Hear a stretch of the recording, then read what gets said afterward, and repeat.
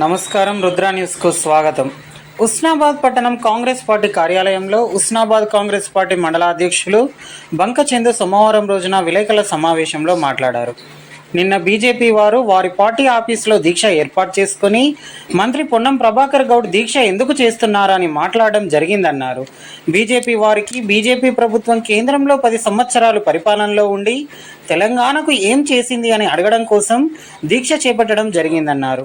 నల్లధనాన్ని బయటకు తీసి పెద్ద నోట్లు రద్దు చేసి ప్రతి పేదవారి అకౌంట్లో జన్ధన్ ఖాతాలు ఓపెన్ చేయండి, మేము ధనాధన్ మీ ఖాతాలో 15 లక్షల రూపాయలు వేస్తామన్న మీ మాటలను గుర్తు చేయడం కోసం దీక్ష చేయడం జరిగిందన్నారు. నరేంద్ర మోడీ పార్లమెంటు సాక్షిగా తెలంగాణ బిల్లును తప్పిపట్టినందుకు, తెలంగాణ ఏర్పాటును అవమానపరిచినందుకు బీజేపీ ప్రభుత్వానికి ఓటు వేయాలా వద్దా అని ప్రజలకు చెప్పడం కోసం దీక్ష చేయడం జరిగిందన్నారు.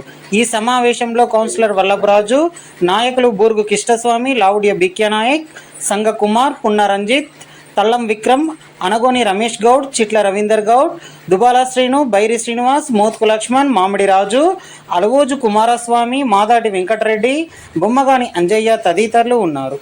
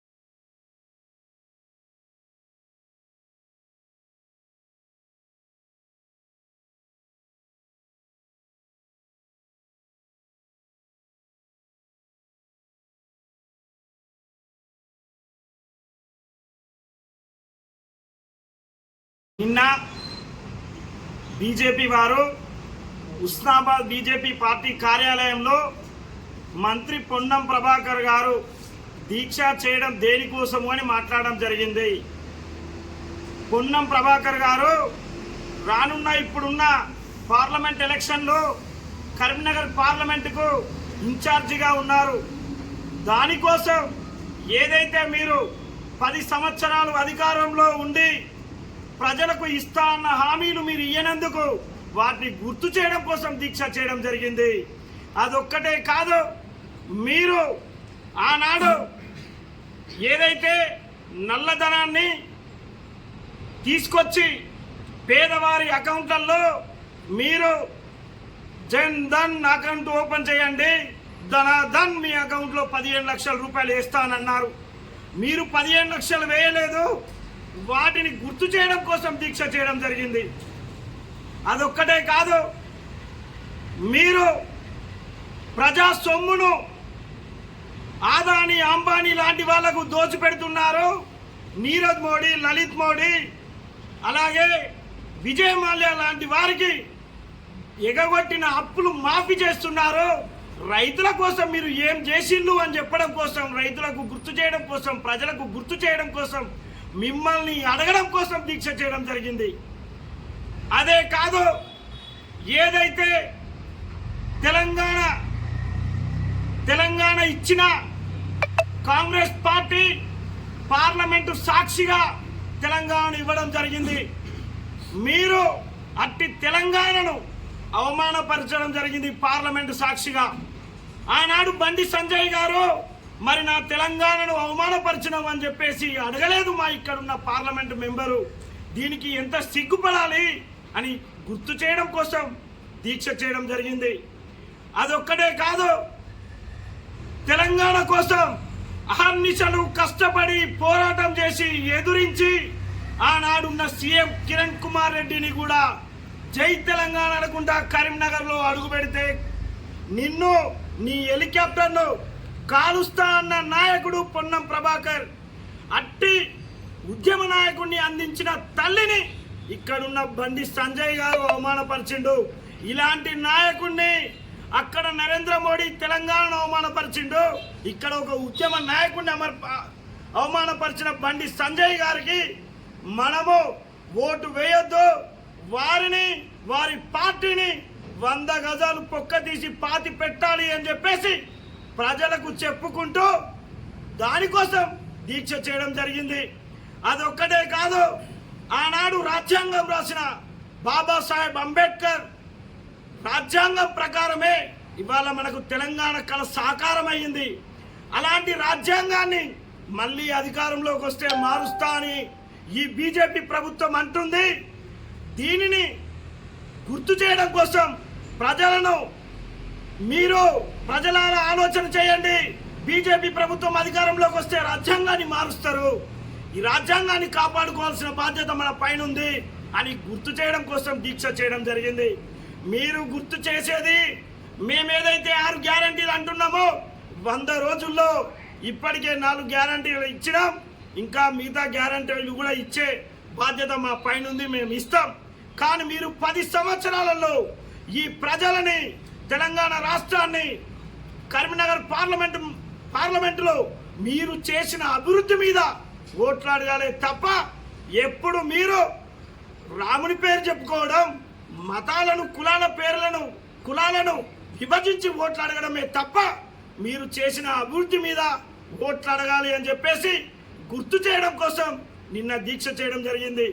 ఇవాళ ప్రజలు తెలంగాణ ఇచ్చిన తల్లి సోనియా గాంధీ తనయుడు ఇవాళ ప్రధానమంత్రి కావడం కోసం, తెలంగాణ ఇచ్చిన తల్లి రుణం తీర్చుకోవడం కోసం ఇవాళ తెలంగాణ ప్రజలే కాదు భారతదేశ ప్రజలు కూడా కాంగ్రెస్ పార్టీ వైపు చూస్తున్నారు.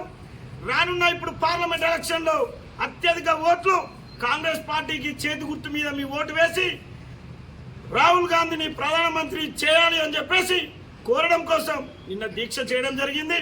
మీకు గుర్తు చేస్తున్నాం, ఖబర్దార్ మీరు గనుక ఇంకో తాప మంత్రి గారిని కానీ కాంగ్రెస్ పార్టీని కానీ విమర్శించే నైతిక హక్కు బీజేపీకి లేదు అని చెప్పేసి ఉస్నాబాద్ కాంగ్రెస్ పార్టీ పక్షాన మిమ్మల్ని హెచ్చరిస్తున్నాం.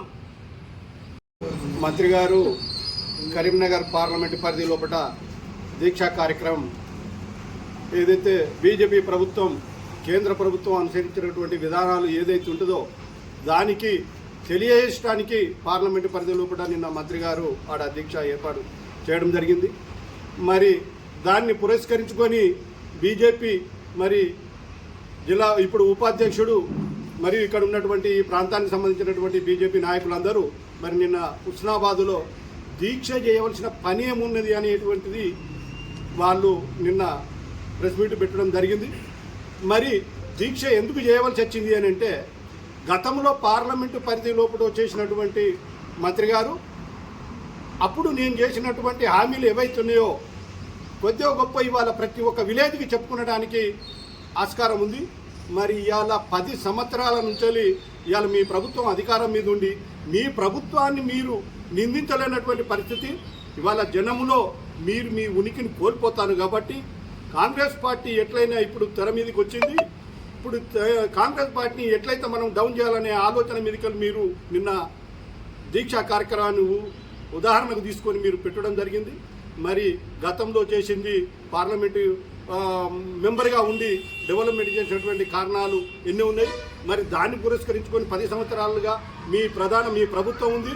మీరు 5 సంవత్సరాలుగా పార్లమెంటు సభ్యునిగా ఉండి మరి ఉన్నటువంటి కరీంనగర్ పార్లమెంటు పరిధి లోపల ఉన్నటువంటి నియోజకవర్గాలు ఏవైతున్నాయో ఏ నియోజకవర్గానికి నువ్వు ఎన్ని పనులు చేసినవో దాన్ని ప్రతి ఒక్క విలేజ్కి పోయి నువ్వు తీసుకునేది ఉంటే పార్లమెంటు సభ్యునిగా నువ్వు అర్హునివా అనర్హునిగా అనేటువంటిది అక్కడ ఉన్నటువంటి ఆ ప్రాంత ప్రజలే తెలియజేస్తారు. మరి ఇవాళ మీ అసమర్థతను కప్పిపుచ్చుకొని ఇవాళ ఏదైతే కాంగ్రెస్ పార్టీ 3 నెలలు ప్రభుత్వం వచ్చి 3 నెలలు కాలేదు. మరి ఇవాళ 6 గ్యారంటీలను అమలు చేసినటువంటి ప్రభుత్వం కాంగ్రెస్ ప్రభుత్వం. మరి గతంలో ఇవాళ 100 సంవత్సరాల చరిత్ర కలిగినటువంటి ప్రభుత్వం కాంగ్రెస్ ప్రభుత్వం. మీరు నిన్న మొన్న రాలేదు. ఒక్క బిడ్డ తల్లిట 10 బిడ్డల తండ్రికి 10 పిల్లల కన్నా తల్లికి తినక నేర్పినట్టుగా మీరు ఇవాళ చెప్తా ఉన్నారు. మీ చరిత్ర ఎంత, మీ కథ ఎంత? ఇవాళ మీ ప్రధానమంత్రి ఒక పెన్ను ఖరీదు చూసుకోండి, బూటు ఖరీదు చూసుకోండి. 100 మంది రైతులను ఢిల్లీ లోపల తొక్కిచ్చి చంపిన ఘనత మీ బీజేపీ ప్రభుత్వాన్ని, మీ ప్రధానమంత్రిది. మరి ఆయనను నిందిస్తలేరే? ఇవాళ ఉన్నటువంటి 15 లక్షల నల్ల డబ్బు అనుకుంటావు. ఇవాళ నువ్వు ఉన్నత స్థాయికి ఉన్నటువంటి వాళ్ళకే నువ్వు చెందబెట్టినవు తప్ప సామాన్య ప్రజలకు చేసినటువంటిది ఏది లేదు. ఇవాళ మామూలుగా 2,000 రూపాయలు ఇలా రైతులకు వేస్తానమని చెప్పి చల్ల కబురు చెప్పుకుంటే తప్ప ప్రజలకు ఉరగబెట్టింది బీజేపీ ప్రభుత్వం ఈ 10 సంవత్సరాలలో ఉరగబెట్టింది ఎలాంటిది లేదు. రేపు ప్రజలు మీకు తగిన గుణపాఠం చెప్పేటువంటి ఆలోచన ఆసన్నమైంది. కాబట్టి మీరు దాన్ని ఓర్చుకోలేక వాళ్ళ కాంగ్రెస్ ప్రభుత్వాన్ని ఇక్కడ ఉన్నటువంటి మా కరీంనగర్ మా హుస్నాబాద్ నియోజకవర్గానికి సంబంధించినటువంటి మంత్రి మీద మీరు ఎట్లా నిందలేయాలి, ఈ పార్టీని బదనాం ఎట్లా చేయాలి, మా ఉనికిని ఎట్లా కోల్పోతున్నాం కాబట్టి మా ఉనికిని కాపాడుకోవాలనేటువంటి ఆలోచన చెప్పారు. ఇప్పుడు మీరు మీ వయసు మీ కథ కార్ఖానా అనేటువంటిది ఇక్కడి వరకే పరిమితం అయిపోయింది. ఇక నుండి ప్రజలు రేపు కేంద్రంలో కాంగ్రెస్ పార్టీ అధికారం మీదకి రాబోతా ఉన్నది. మా రాహుల్ గాంధీ అన్నట్టు ఆయన ప్రధానమంత్రి కాబోతున్నాడు. మీ ఉనికి దీంతో అయిపోతుంది. తదుపరి మిమ్మల్ని చిప్పకూడి తినిపించేటువంటి పరిస్థితి కాంగ్రెస్ ప్రభుత్వం మీకు తీసుకొస్తుందని చెప్పి ఈ సందర్భంగా తెలియజేసుకుంటూ ముగిస్తున్నారు.